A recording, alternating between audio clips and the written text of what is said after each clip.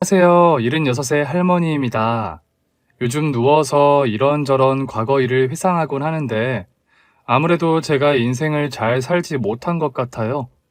완벽한 사람이 어디 있겠냐만 저는 매우 부족한 사람 같습니다. 지금부터 저의 인생의 일부를 기록해 보겠습니다. 재밌게 들어주시고 공감해 주셨으면 좋겠습니다. 찢어지게 가난한 집안에서 딸로 태어난 저는 초등학교 시절부터 일을 했어요. 제 나이대 여자분들은 아시겠지만 그때는 어린애들이 밭일하는 것이 아주 흔한 풍경이었죠. 저희 집안에 논이나 밭이 있는 건 아니었고 인부로 일을 해서 푼돈을 벌었답니다. 오빠들은 일 같은 걸 일절 하지 않았고 주방에도 들어오지 않았습니다. 게다가 오빠들은 중고등학교까지 교육을 제대로 받았죠.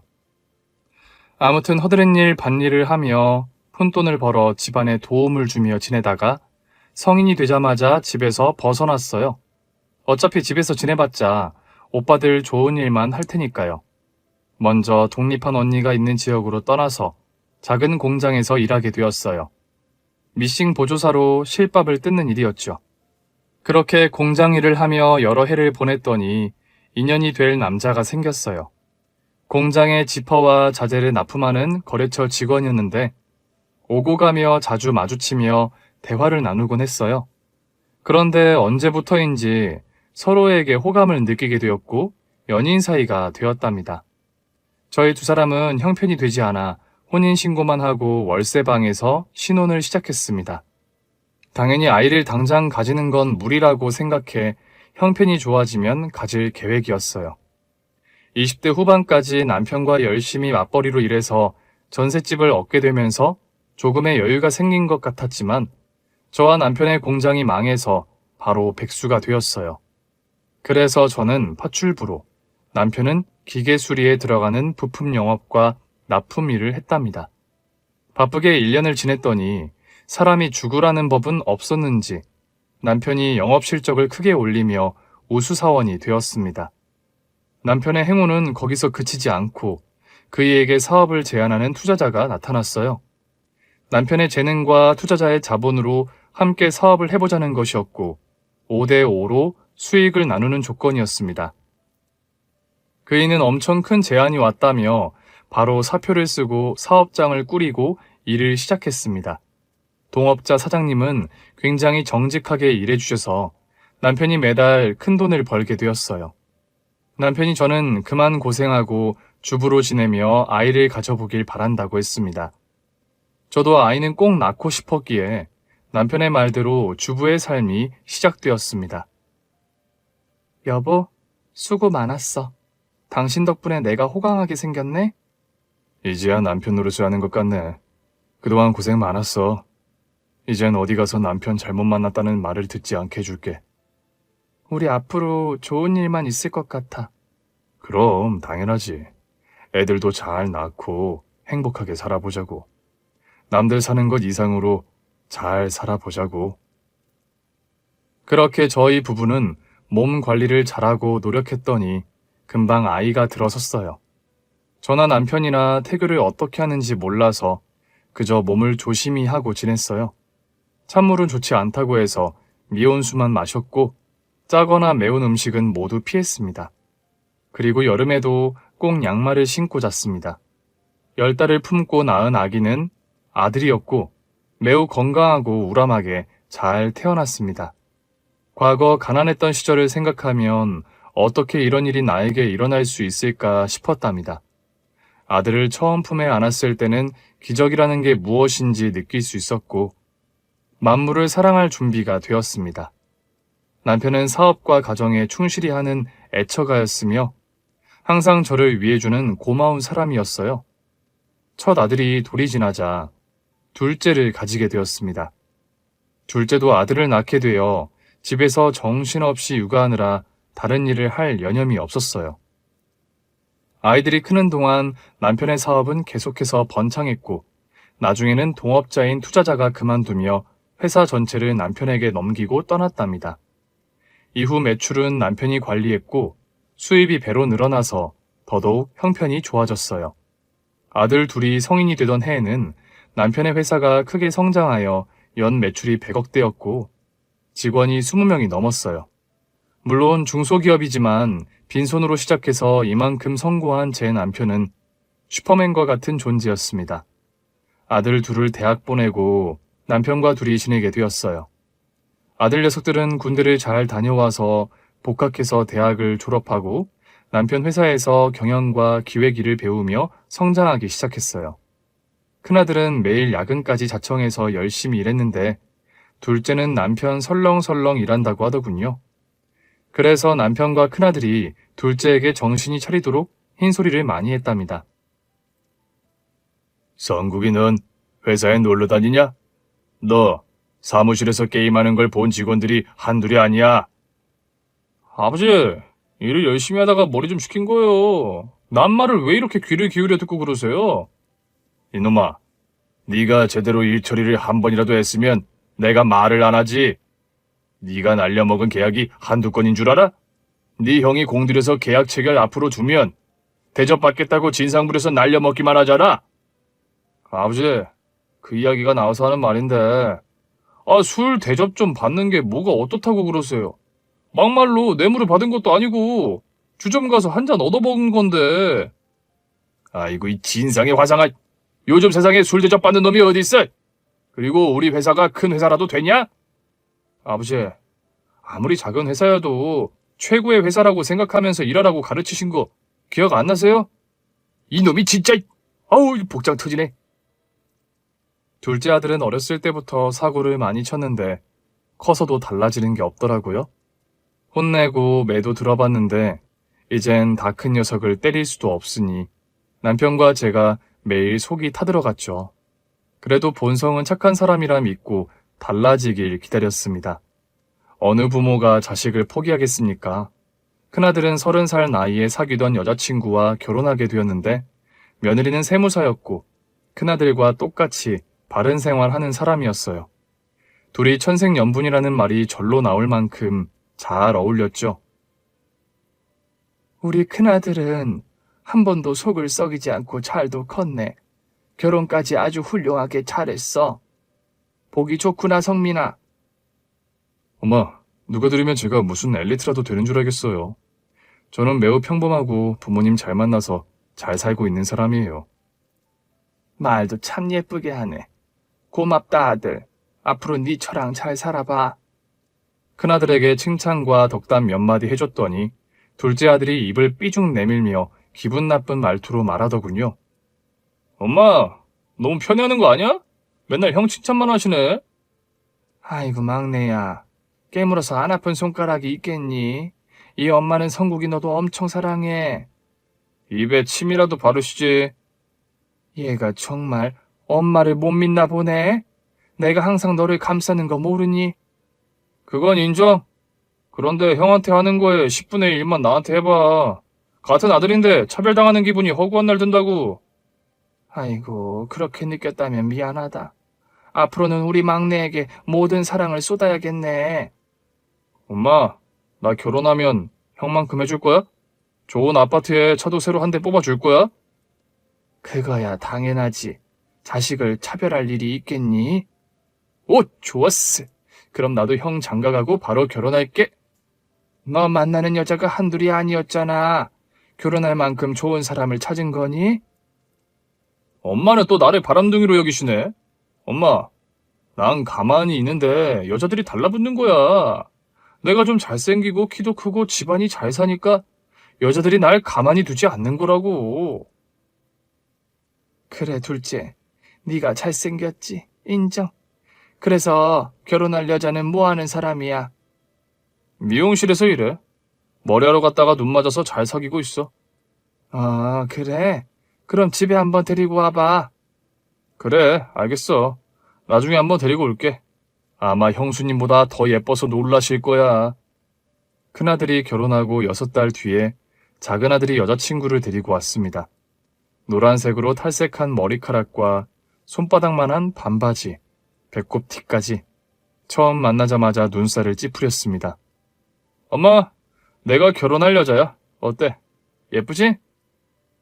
예쁘긴 한데 옷이 좀 어른들한테 인사하러 오는 건데 좀 가리고 오지. 성구가 네 옷이라도 걸치게 해줘라. 아이, 우리 엄마는 지금이 조선시대인 줄 아시나? 밖에 나가면 이렇게 입고 다니는 애들 많아. 자기야, 어서 인사해. 우리 엄마랑 아버지. 아, 그리고 형이랑 형수야.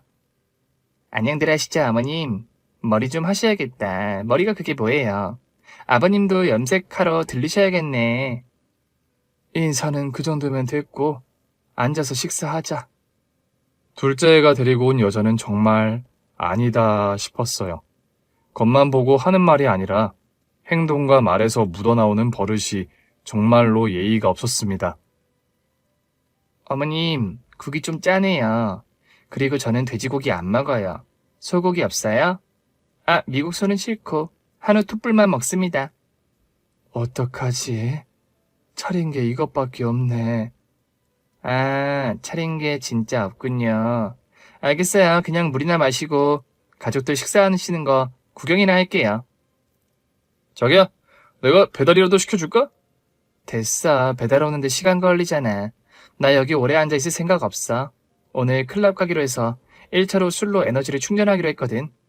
클럽? 나도 같이 가자. 오빠 지금 스타일로는 좀 쪽팔리니까 나랑 샵에 가서 옷 한 벌 사자. 새끈한 거로 골라 입혀줄게. 오케이. 그럼 얼른 밥 먹고 나가자. 막내의 성격이 자유분방한 건 알고 있었지만 만나는 여자, 아니 결혼하겠다는 여자가 너무너무 형편이 없어서 기분이 좋지 않았습니다. 막내 애인이 나가고 싫은 소리를 몇 마디 했더니 아들놈이 대들었습니다. 엄마! 어디가 저렴하고 싼 티가 난다는 거야. 내가 보기엔 매력적이고 섹시하기만 하다고. 성구가, 너 저 여자랑 결혼하면 속만 썩어. 좀 단정하고 바른 사람을 만나봐. 엄마의 유교 사상 강의는 됐거든. 난 내가 좋아하는 여자랑 결혼할 거야. 미현이랑 무조건 결혼할 거니까 그런 줄 알아. 아이고 이 하이심한 놈아. 너는 언제쯤 철이 들 거냐? 아유. 아버지, 사람은 철드는 순간 늙는 거예요. 전 평생 젊게 살 겁니다. 저나 남편이 뭐라 해도 말을 듣지 않았고 머리가 큰 성인이니 더더욱 설득과 회유로는 둘째 아들을 바꿀 수가 없었습니다. 저희가 키운 아들이고 알고 보면 장점도 많은 아들이니 억지로 바꾸려고 하지 않았어요. 결혼도 자기가 하고 싶은 여자와 꼭 해야겠다고 하니 결국 허락해 주었죠. 그래서 두 아들 모두 결혼시키고 좋은 날만 있을 거라 생각했습니다. 그런데 남편이 그동안 무리하게 일을 해왔는지 몸에 이상이 생겼어요. 자주 비틀거리기도 하고 코피를 줄줄 흘리길래 병원에 가서 검사를 받았더니 뇌종양이라고 하더군요. 수술은 불가능하고 입원해서 항암과 방사선 치료를 받으라고 했어요. 이에 저는 거처를 병원으로 옮겨서 남편의 곁을 지켰습니다. 여보, 이제 내가 갈 때가 되었나 봐. 자꾸 꿈속에 하나님이 보이네. 무슨 소리야. 당신 잘 버텨서 완치하기로 약속했잖아. 그렇게 안 되는 건 나나 당신이나 다 알잖아. 이제 그만 쉬고 싶어. 지금도 누워서 쉬고 있잖아. 아니, 영원히 눈을 감고 싶단 말이야. 여보, 애들 좀 불러줘. 변호사랑 같이 유언을 좀 해야겠어. 아유, 그래. 알았어. 불러줄게. 당신 하고 싶은 말 다 해봐. 그래서 두 아들과 며느리들, 그리고 남편 회사의 부장님과 변호사님까지 남편의 병실로 불렀습니다. 아이고, 다들 모였구먼. 이렇게 한자리에 모이니 반갑구만. 아버지, 몸은 어떠세요? 잘 버티시고 있는 거죠? 성민아, 회사 운영 잘하고 있다는 거 들었다. 수고가 많아. 아니에요. 아버지 빈자리가 너무 커서 아직은 너무 버거워요. 아버지, 내 얘기는 왜 안 해요? 나도 회사에서 수고가 겁나게 많다고요. 으흐, 너 요즘 회사에서 게임 안 하냐? 나 게임 끊었거든요. 회사 일에 재미 붙어서 열심히 일하고 있다고요. 그래, 그렇게 수고해 주니 고맙구나. 우리 사랑하는 두 아들, 그리고 며느리들, 이렇게 와줘서 고맙다. 다들 모이라고 한 건 유언이나 몇 마디 하려고 부른 거다. 남편이 목을 풀고 두 아들을 보고 말했습니다. 우리 막둥이 성구가 넌 앞으로 무궁무진하게 발전할 인재라는 걸 믿는다. 아버지는 무슨 그런 당연한 말씀을. 그리고 우리 장남 성민아, 항상 열심히 살아줘서 고맙다. 지금 회사도 나보다 네가 더 잘 이끄는 거 안다. 전 아버지의 발끝도 따라가지 못합니다. 어서 나으셔서 회사로 복귀하셔야죠. 녀석, 내 몸이 이래서 어떻게 돌아가겠냐? 자, 내가 하고 싶은 말을 좀 해야겠구나. 다들 잘 들어주길 바란다. 얼마 있지 않은 재산이긴 하지만 가족들이 잘 나눠서 잘 살았으면 하는 마음이야.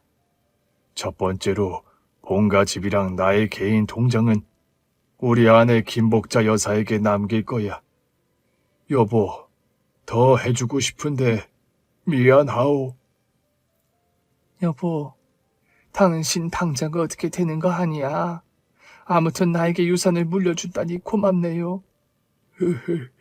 다음으로 넘어가지. 큰아들 성민아, 지금처럼 내 회사를 네가 잘 운영해줘라. 네가 이젠 대표님이다. 직원들을 잘 이끄는 멋진 지휘관으로 거듭나라. 아버지, 감사합니다. 실망시키지 않고 최선을 다하겠습니다. 남편의 유언과 큰아들의 대답으로 안심이 되는 가운데 둘째 아들이 버럭 화를 내더군요. 아버지, 지금 뭐 하시는 거예요? 회사를 형한테 맡기겠다고요? 공도 대표 시켜줘요. 똑같은 아들인데 왜 형한테 다 맡기겠다는 거예요? 이 녀석아, 네가 더 열심히 해서 좋은 결과를 보여주면 어련히 네 형이 알아서 자리를 내어주지 않겠냐? 웃기고 있네요. 결국 아버지나 엄마나 형이 우선이지. 나는 늘 뒷전이었다고. 성구가 무슨 말을 그렇게 해. 우리가 언제 너를 차별이라는 거랬니? 똑같이 교육했고 똑같이 사랑했어. 회사는 네가 운영하기에는 아직 무리니까 네 형이 운영하라는 거잖아. 네가 더 성장해서 같이 운영하면 될 것을 그걸 가지고 화를 내니? 엄마, 말을 번지르르 하게 하는데 결국은 형이 우선이라는 게 결과잖아. 아버지도 엄마도 똑같아. 진짜 짜증난다고. 아이고 성민아, 예비가 살 날이 얼마 안 남은 거 모르냐? 그냥 좀 따라주겠다고 좋게 대답해주면 안 되겠냐? 됐어요. 아무튼 나한테는 뭘 남겨주실 거예요? 그래, 너한테는 내가 애비 고향 땅을 주마. 설마 지방에 있는 그 썩어가는 똥땅이요? 농사도 못 짓는 그 썩어 빠진 땅이요? 진짜 해도 너무하는 거 아니에요? 젠장 맞을. 여보, 나가자. 오빠 뭐 하나 건진 거 없이 그냥 가자고? 아이씨 짜증나. 괜히 헛걸음만 했잖아. 아주버님, 나중에 회사 나누는 거 따로 이야기해요. 치사하게 혼자 먹을 생각하지 마세요. 우리는 가만히 보고 있지 않고 소송을 걸든지 할 겁니다.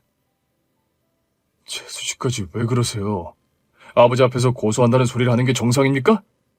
뭐야, 또 선비인 척, 똑똑한 척 다 하고 있네. 아무튼 혼자 재미 볼 생각 말아요. 둘째 내외는 그렇게 남편의 유언에 크게 실망해서 막말을 떠들고 나가버렸습니다. 이후 저와 큰아들 내외만 남편의 옆을 지켰고 임종의 순간까지 함께 있었죠. 그이가 세상을 떠나고 장례를 치를 때도 둘째 내외는 모습을 드러내지 않았습니다. 연락을 해도 받지 않고 사람을 보내서 불렀는데도 장례식에 오는 걸 거부했답니다. 저는 쓰라린 가슴을 부여잡고 힘들게 남편을 보내고 큰아들 부부와 같이 제 집으로 돌아왔습니다. 네 동생이 화가 단단히 난 모양이구나. 그렇다고 장례식까지 안 오다니. 내가 자식 교육을 제대로 못해서 이 모양이 됐구나. 미안하다 성민아. 어머니 잘못은 제가 했죠. 형이 돼서 동생과의 거리를 좁히지 못하고 늘 마찰을 일으켰잖아요. 그래도 아버지 장례식까지 안 온 건 괘씸하네요. 그 자식 회사에 못 나오게 할 겁니다. 스스로 반성하고 후회하고 아버지 앞에 용서를 비는 날까지 받아주지 않을 생각이에요. 어머니도 그놈이 돈 필요하다고 찾아오면 거절하고 쫓아내세요. 저는 큰아들의 말에 동의했고 그렇게 하기로 약속했습니다. 둘째 아들은 이유가 어찌 되었든 남편의 장례식에 나타나지 않았으니 괘씸해서 쉽게 받아주지 않기로 했죠. 몇 달 동안 큰아들이 회사를 잘 이끌고 있었고 저도 집안에서 이것저것 취미를 붙이고 시간을 잘 보내고 있었습니다. 작은 아들은 아직 연락조차 되지 않았고요. 그런데 얼마 뒤에 남편이 떠난 것보다 훨씬 더 충격적이고 가슴 아픈 일이 생겼습니다. 큰아들 내외 집이 불이 나서 빠져나오지 못하고 숨졌다는 연락을 받았답니다. 집에 불이 났다고요? 제 아들과 며느리는요? 제발 무사하다고 말해주세요. 급히 병원에 달려가며 마음속으로 기도를 했는데 신에게 전달되지 않았는지 큰아들 내외를 보게 된 건 병원 영안실이었습니다. 나란히 누워 잠들어 있었는데 미소를 짓고 있더군요. 제 가슴은 찢어질 것 같은데 뭐가 그리 평온한지 웃고 있더라고요. 자식이 부모보다 세상을 먼저 떠나면 그 아픔은 이루 말할 수도 없고 자식을 잃은 부모를 일컫는 단어조차 없다는 걸 알았어요. 슬피 울며 장례를 치르는데 언제부터인지 제 뒤에서 함께 우는 두 사람의 목소리가 들렸습니다. 아들아, 며느라. 형, 형수님, 이렇게 떠나시면 어떡해요? 아주버님, 형님, 저희가 잘못했어요. 버릇없게 군 것도 죄송하고 미화한 것도 죄송해요. 너희들 언제 온 거니? 엄마, 왜 연락 안 했어? 회사 사람한테 연락받고 온 거야. 그랬니? 난 네가 연락을 받지 않길래 우리 식구랑 완전히 절연하는 줄 알았다. 아무튼 상황이 이렇게 됐으니 너희 형과 형수의 명복을 빌어주자. 엄마, 이젠 가족이라고는 엄마랑 우리뿐이야. 앞으로 우리 셋이 똘똘 뭉쳐서 지내자. 둘째 아들이 남편 장례식에 오지 않아 감정이 풀리진 않았지만 지금 와서 하나하나 따지고 물을 기운이 없으니 큰아들 부부만 생각하고 장례식에서 조용히 지냈습니다. 그리고 장례를 치르고 남편의 회사 관계자들과 한자리에 모였답니다. 사모님, 삼가 고인의 명복을 빕니다. 지금 상황에서 회사 이야기를 하는 게 너무 빠르다고 생각하시겠지만 돌아가신 대표님은 저희가 빨리 해결하길 바라실 겁니다. 네, 그렇겠죠. 제 큰아들은 자나 깨나 회사 생각이었으니까요. 이젠 어떻게 되는지 말씀해 주세요. 회사 경영권은 사모님께 있습니다. 작고하신 대표님이 무슨 일이 생기면 회사 지분과 운영을 모두 사모님께 일임한다는 유서가 있습니다. 미리 대책을 세워두신 모양입니다. 변호사님 공증까지 받아둔 것이니 사모님이 회사 운영을 해주셔야 할 것 같습니다. 네, 제가요? 제가 뭘 한다고 회사를 이끌어요? 회사 일은 저희가 진행하되 사모님이 대표 자리에서 지시를 하고 운영하시면 되실 겁니다. 저희가 자문도 드릴 것이고 일의 흐름을 익힐 수 있도록 최선을 다하겠습니다. 큰아들의 유서까지 꺼내면서 제가 회사를 운영해야 한다는 말에 둘째 아들이 눈이 뒤집혀서 버럭 화를 냈습니다. 아니, 이게 무슨 개떡 같은 소리예요? 부장님, 누가 봐도 다음 경영권은 제가 가져야 정상 아닙니까? 나이든 우리 엄마가 무슨 회사를 운영하겠냐고요? 이건 대표님 유서이고 결정이니 자네가 끼어들 건 아닌 것 같네. 이런 침이 형이라는 개자식이 가는 날까지 날 이렇게 물먹였다 이거지? 그래, 잘해봐라. 나 빼고 다들 잘 먹고 잘 살아보라고! 성민아, 흥분 좀 하지 마. 네가 이렇게 막말할 때마다 엄마 피가 마른다. 엄마, 나 진짜 화났거든? 아무리 형과 형수가 세상을 떠났다고 해도 이렇게 날 엿먹이고 간 건 용서할 수가 없어! 넌 도대체 언제쯤 철이 들 거니? 나도 몰라! 기분 진짜 못 같으니까 나랑 아내는 먼저 갈 거야. 성민아! 큰아들 유서에 크게 실망한 둘째 아들은 제대로 화가 나서 또다시 연락이 두절됐습니다. 한 달 정도 제가 회사에 나가 전문 교육을 받고 운영을 해봤는데 아무래도 제 자리가 아닌 것 같더라고요. 부장님, 저 회사 일이 너무 벅차요. 부담되고 어려워서 제가 하는 게 맞는지 모르겠어요. 대표님, 이미 잘 하고 계십니다. 이전 대표님들이 잘 갖고 오신 회사이기 때문에 크게 걱정하지 않으셔도 됩니다. 저희 직원들은 이전과 같이 일하고 있으니 마음 놓으세요. 휴, 남편과 큰아들 부부는 세상을 떠나고 막내 아들은 회사 물려받지 못해 화가 나서 연락도 안 되고 제 옆에 아무도 없는 것이 마음이 아프네요. 대표님, 막내 아드님은 아주 잘 지내고 있습니다. 지금 해외여행 가신 거로 알고 있어요. 괜히 무거운 마음의 짐을 들고 계시지 마시고 편하게 마음 먹으세요. 저는 무식한 머리로 힘들게 쥐어짜며 부장님과 과장님에게 일을 배우며 회사를 운영했습니다. 실제로 제가 하는 일은 많지 않았지만 결정하는 일이 있을 때마다 골머리가 아팠죠. 그러던 어느 날 제 집에 둘째 내외가 찾아왔습니다. 어머, 너희들 웬일이니? 이제 다 풀린 거야? 아이, 엄마도 참. 내가 그때 화 좀 냈다고 평생 안 올 줄 알았어. 네가 그럴 것 같은 말을 하고 나갔잖니. 그땐 미안했어. 엄마도 알다시피 내가 철이 좀 없잖아. 그런데 요 몇 달 생각해보니까 엄마의 입장을 깊게 깨달았어. 아버지도 잃고 자식 며느리까지 잃었는데 남아있는 자식들까지 연락을 끊으면 엄청 힘드실 것 같더라. 엄마, 지난 날을 모두 사과할게. 어머님, 저도 진심으로 반성합니다. 그동안 속썩이고 멋대로 행동한 거 용서해 주세요.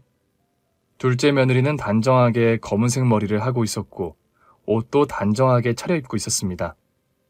둘 다 고맙다. 이 엄마가 못나서 먼저 찾아가질 못했네. 고마워, 성민아.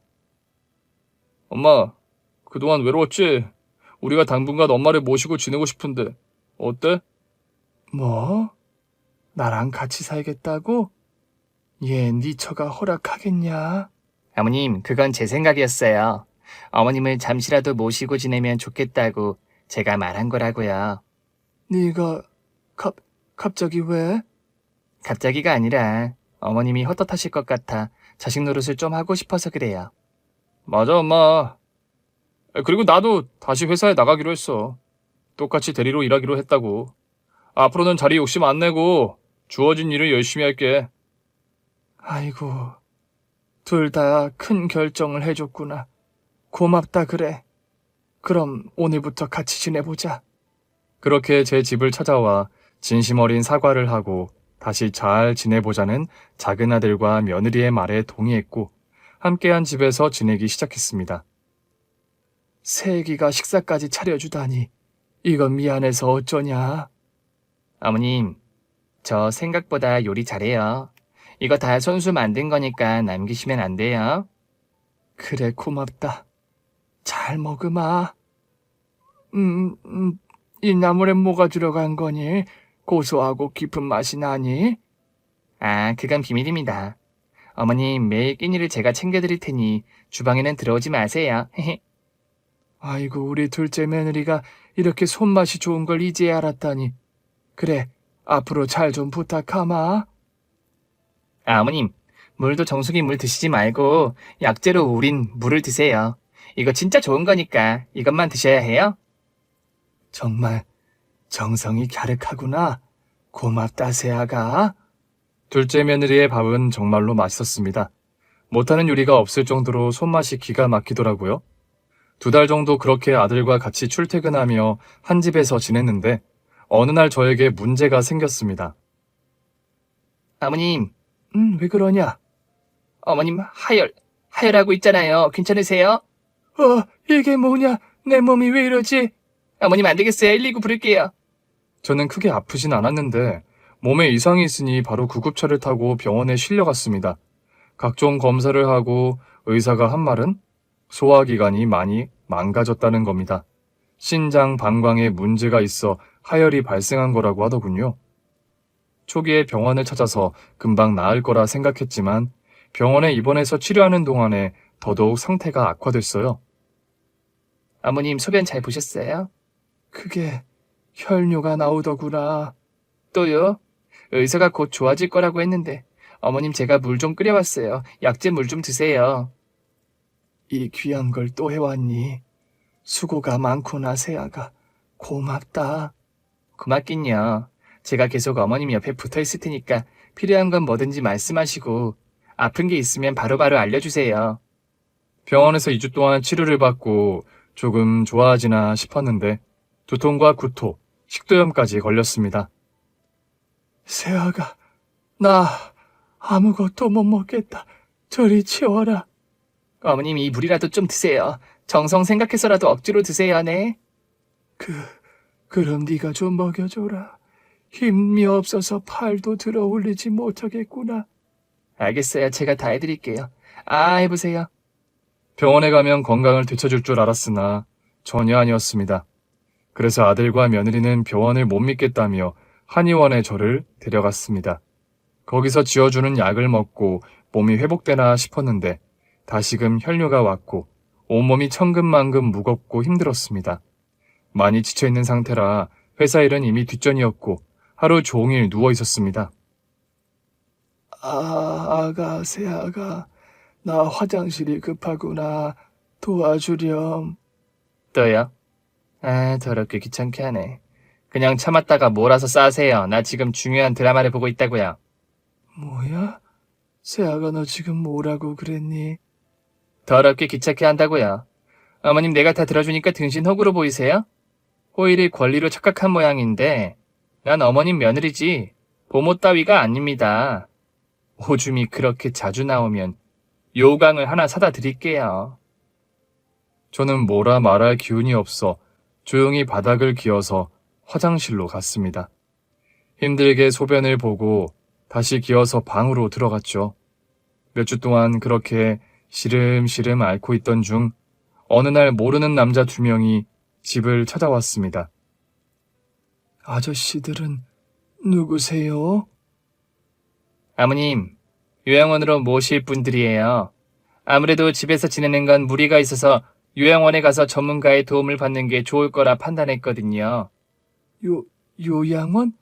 세아가 그냥 나 혼자 집에서 지내면 안 되겠냐? 너도 귀찮으면 그냥 집으로 돌아가라. 어머님, 나도 그러고 싶죠. 그런데 어머님 혼자 뒀다가 무슨 일이 나면 어떡해요? 괜히 저한테 책임이 돌아올 수 있으니 지금이라도 요양원에 들어가세요. 아이고, 이게 다 무슨 일인지. 요 몇 달 사이에 나한테 많은 일들이 생겼네. 저 혼자 두면 진짜 무슨 일이 일어날 수 있다고 판단해서 요양원으로 들어가기로 결론을 내렸습니다. 솔직히 조금 서러워서 눈물이 많이 흘렀어요. 아픈 것이 서럽기도 하고 자식들에게 버려지는 것 같아 마음이 좋지 않았죠. 아무튼 사설 구급차를 타고 조금 멀리 있는 곳이었는데 노인들도 몇 명 없고 아주 조용한 곳이었습니다. 의사도 상주하고 있어서 안심할 수 있었습니다. 제 아들 내외가 저를 버린 거라 생각했는데 매주 저를 찾아와서 건강을 체크하고 돌아갔어요.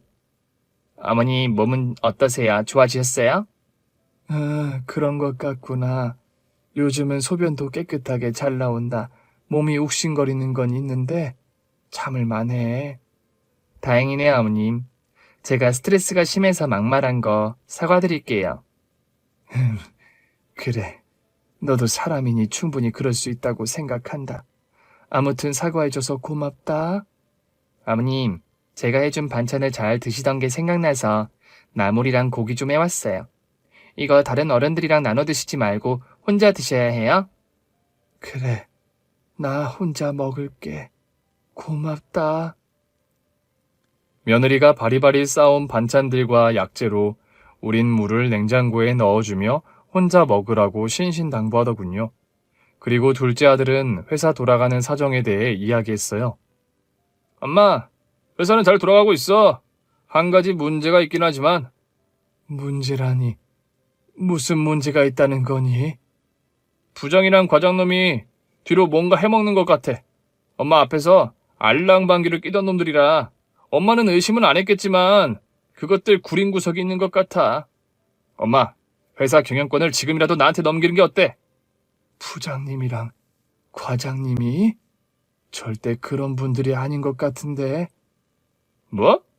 그럼 내가 지금 이간질하고 있다는 거야? 엄마, 사람을 뭐로 보고 그런 말을 해?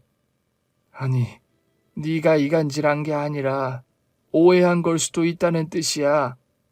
그래서 아직 나한테 경영권을 넘기는 건 무리라 이거야? 내가 회복하고 있으니 다 나으면 회사로 돌아갈 거야. 그리고 성국이 너는 조금 더 일을 배워야지. 아하, 그렇구나. 내가 부족한 게 많으니 대표 깜냥이 안 된다는 거지? 성국아, 엄마는 네 아버지랑 네 형이 꾸린 걸 잘 유지시키고 싶어. 네가 잘할 수 있는 건 알지만 엄마가 곧 회복해서 돌아갈 테니 조금만 기다려줘. 나중에 다 너한테 물려줄 거야. 그래. 그렇게 해. 엄마 뜻을 거스를 일 없으니까 엄마 뜻대로 해. 그래, 이해해줘서 고맙다. 사실 둘째 아들에 대한 이야기를 가끔 듣고 있었는데 회사에 출근해서 일은 안 하고 놀러 나가거나 멋대로 한다는 말이 들어와서 아직은 때가 아니라고 판단해서 경영권을 넘기지 않았습니다. 며칠 뒤 혼자 쓰고 있던 병실에 한 노인이 들어왔습니다. 제 나이 또래의 여자였죠. 여사님은 어디가 안 좋아서 오셨나요?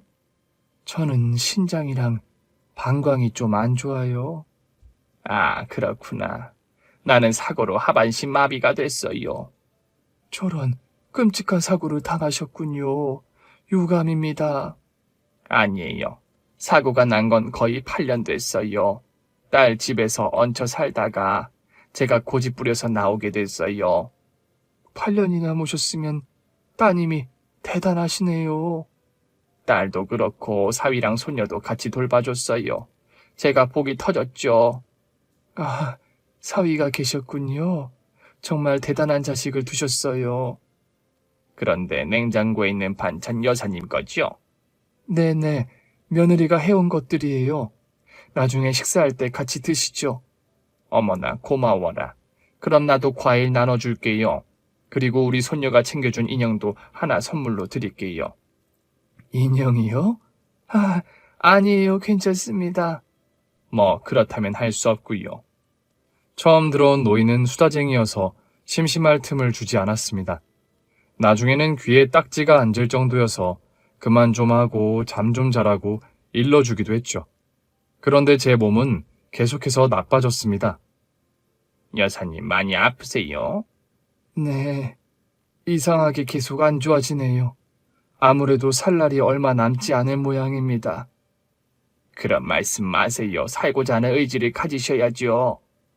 저도 그러고 싶은데 몸이 말을 듣지 않네요. 아이고, 이젠 그만 다 정리하고 편히 쉬어야겠어요. 저는 아들 내외와 변호사를 불렀습니다.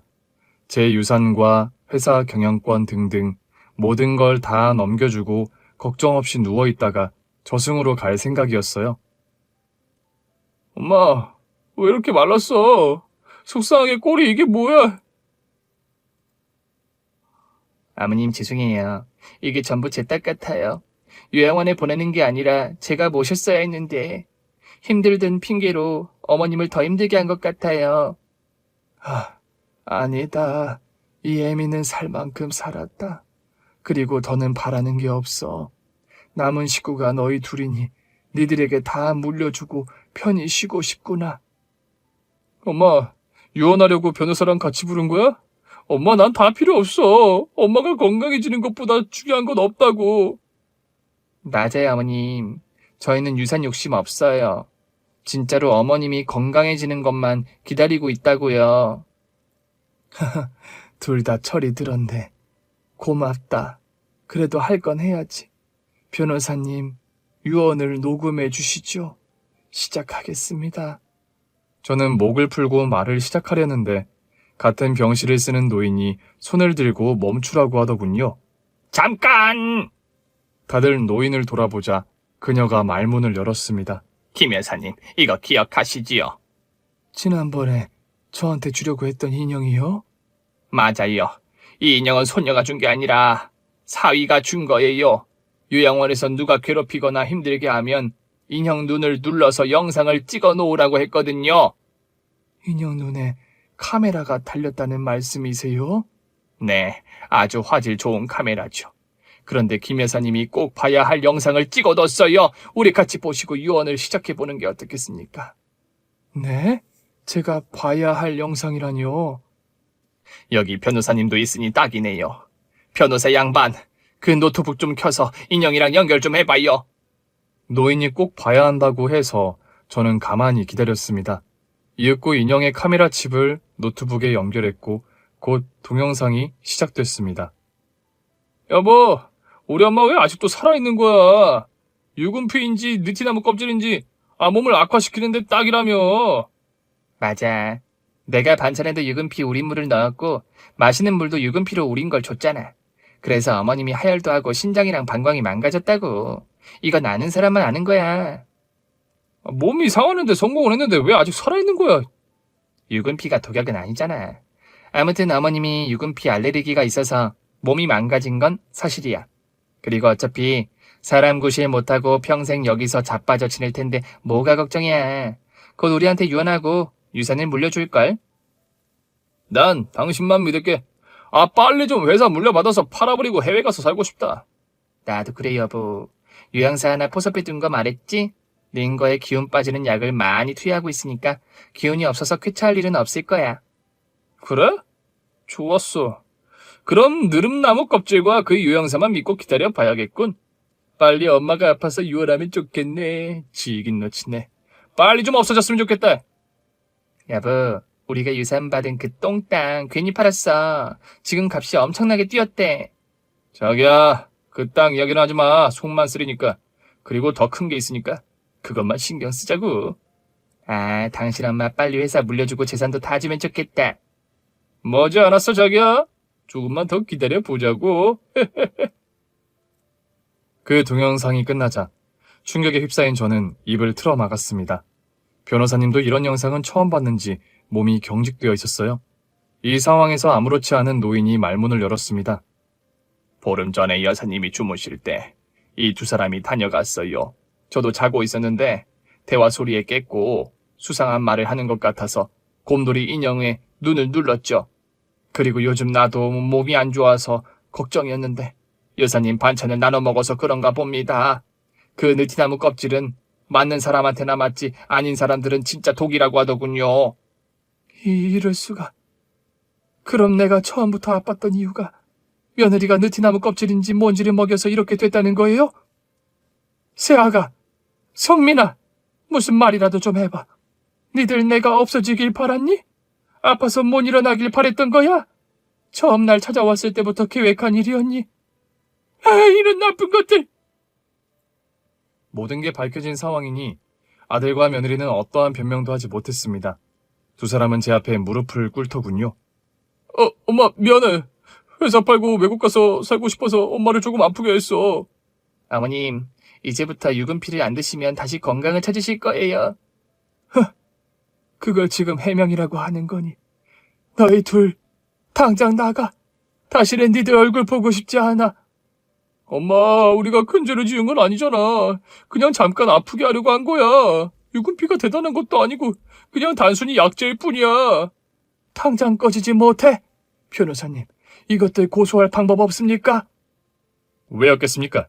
이 동영상이 증거이고 대표님의 아픈 몸이 증거입니다. 당장 경찰 고소하도록 하겠습니다. 안 돼! 변호사, 당신은 빠져! 엄마, 내가 잘못했어. 몹쓸 짓 한 거 사과할게. 그런데 내 마누라가 자꾸 해보자고 꼬셔서 그렇게 한 거야. 다시 생각해보니 내가 결혼을 잘못한 것 같아. 당신 그게 무슨 소리야? 당신이 먼저 어머님을 없애고 싶다고 난리를 쳤잖아. 내가 시골에서 알아온 느티나무 껍질의 비밀을 알고 나서 누구보다 기뻐했잖아. 닥치지 못해? 아무리 내가 그런 소리를 했어도 당신이 말렸어야지. 이런 개자식을 봤나. 이제 와서 나한테 덩탱이를 씌우겠다? 그래. 그동안 네 애미가 뭐라도 줄까봐 계속 부부로 살아왔는데 이젠 더는 못하겠다. 야, 나 애인 있어. 완전 잘생긴 꽃미남이랑 니놈 뒤통수 칠 계획이었다고. 어떠냐? 속이 터지지? 뭐야? 그럼 바람 피우고 있는 놈이랑 짜고 있던 거야? 내가 회사 팔아먹으면 그땐 날 병들게 할 계획이었냐? 맞아. 너는 느티나무 껍질 말고 다른 거로 등신 만들려고 했어. 이 무식한 예편애야. 사실은 나도 다 알고 있었어. 네가 내 옆에서 기생하는 이유가 뭔지 이미 다 알고 있었다고. 그런데 말이야, 실은 나도 애인이 있거든. 템프로에서 일하는 파릇파릇한 아가씨라고. 너 버리고 걔랑 해외로 날라버릴 계획이었단 말이야.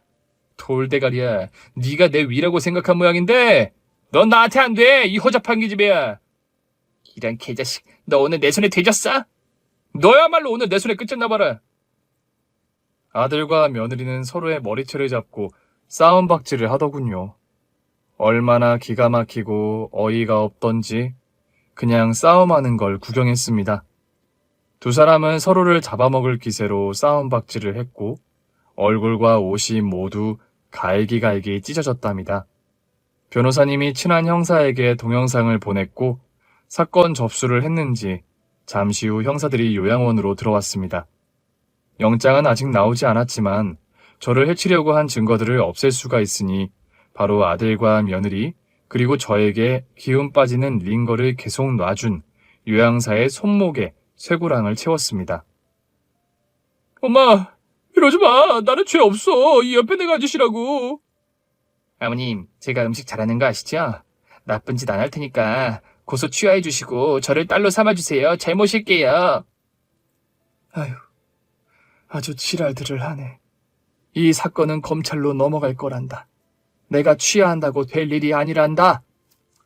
내가 저런 놈을 낳고 미역국을 처먹었다니. 이게 다 내 잘못이다. 맞아. 엄마 잘못이야. 인정했지? 그러니까 나를 살려줘. 엄마, 아들이 이렇게 잡혀 들어가는 걸 구경만 하지 않을 거지? 나에 대한 탄원서 내서 꺼내줘. 알겠지?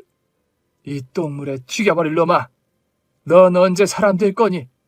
교도소 가면 좀 달라질 거니? 에휴, 됐다.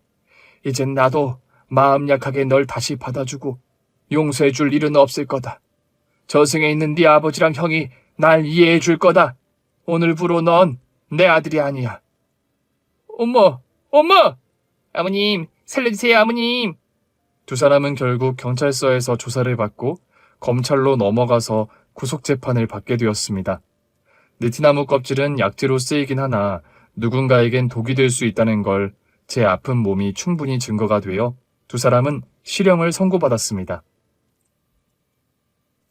박 여사님, 저 오늘 나갑니다. 잘 됐네요. 다시는 보지 맙시다. 요양원 근처는 쳐다도 보지 마세요. 건강하게 오래오래 사세요. 이 은혜를 어떻게 갚아야 할지 모르겠네요. 여사님 아니었으면 전 아마... 에헤이, 그 이야기는 듣고 싶지 않습니다. 상상하면 끔찍합니다. 네, 그럼 감사하다는 말씀만 드릴게요. 감사합니다. 나가서 행복하게 사세요. 인생 생각보다 깁니다. 우린 아직 젊다구요. 네, 맞아요. 아무튼 고마워요. 요양원에서 정신적인 치료를 받게 되었고 느티나무 껍질을 우린 반찬과 물을 더는 먹지 않았으니 몸이 건강해져서 퇴실하게 되었네요. 이후 회사로 돌아가서 부장님과 과장님의 도움으로 계속해서 회사를 운영하게 되었는데 점점 보는 시각이 넓어졌습니다. 돈 버는 방법이 보인다는 게 어떤 건지 알겠더라고요. 그래서 3년간 회사를 더 크게 키웠어요. 매출도 쭉쭉 늘어났고 직원도 더 많아졌답니다. 또 좋은 일을 해보고 싶어서 가난한 학생들에게 장학금을 기부하기 시작했어요. 어렸을 적 초등학교밖에 나오지 못해서 그런지 배우고 싶은데 돈이 없는 어린 소년과 청년들에게 힘을 실어주고 있답니다. 저는 일도 건강도 잘 챙기고 있고 기부도 매달 하면서 지내고 있습니다. 한편 감옥에 간 둘째 아들은 매일 편지가 오고 있어요. 탄원서를 써서 형량을 줄여달라고 말이죠. 저는 그 편지들을 모두 찢어버렸고 영원히 둘째 아들 내외를 다시는 보지 않을 것을 다시금 다짐했답니다. 이렇게 저의 어린 시절 남편과의 결혼, 두 아들의 출산, 그리고 남편의 성공과 이후 슬프고 경악할 이야기까지 모두 일기장에 적듯이 써보았습니다. 저의 사연으로 많은 분들이 힘을 내셨으면 좋겠네요. 자식에게 너무 다 퍼주지 마시고 당신의 것을 꼭 손에 넣고 누리면서 지내길 바랍니다. 그럼 여기서 인사드릴게요. 모두 안녕히 계세요. 오늘 준비한 사연은 여기까지입니다. 재미있게 들으셨다면 구독과 좋아요, 알림 설정까지 눌러주세요. 그럼 저는 다음 사연으로 찾아뵐게요. 오늘도 건강하고 행복하세요.